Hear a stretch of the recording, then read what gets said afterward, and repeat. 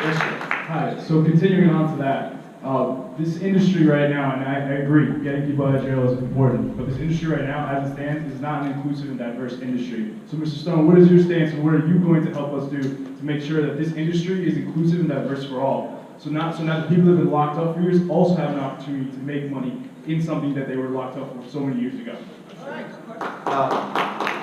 I'm not sure I know the answer to your question, other than to say, first, perhaps we've got to make sure the industry is completely legal and protected. We have to protect the rights of the people in the 29 states. It's like, I have friends who wanted to argue about social issues, on both sides of, say, gay marriage, or both sides of this question. Well, if you are incinerated by a thermonuclear device, private property rights or gay marriage really won't matter. So I always think that there are antecedent war and peace issues that have to take some precedence. And that's why I can grudgingly excuse President Nixon, my mentor, for his egregious war on drugs, because I think his limitation of nuclear warheads with the Russians was a good thing, over the objection of his own Pentagon, I might add, and of the deep state. So I'm not sure because I'm not in the industry, I'm in politics. It starts with politics, helping this industry shape in the right way. And I'm a small grower, but so you're in the industry as well. I'm open to other suggestions. I share your goal. I'm not sure I know enough about the industry to give you a better answer. Thank you. Sure.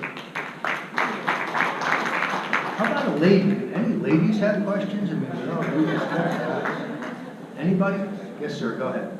Hi, I'm Dr. Paul Jacobson, MD. They call me Dr. J.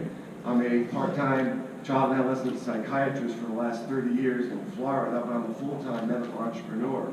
As a recommending cannabis doctor, I've had to recuse myself because I'm also a vertically integrated licensee in Florida, thanks to the recent initiative in Florida. I am very much pro John Morgan's attitude towards getting this thing descheduled with the DEA. That's been a real problem. I see that economically this is killing our patient population because only those with positive cash flow can afford the medicine. The medicinal value of cannabis is only for those who can afford it out of pocket. The insurance companies are waiting to get this thing descheduled so that the patient can have a fighting chance at having the affordability covered. And I'd like to volunteer to be part of your preparation H team because I consider all this to be a hemorrhoid in the ass of progress.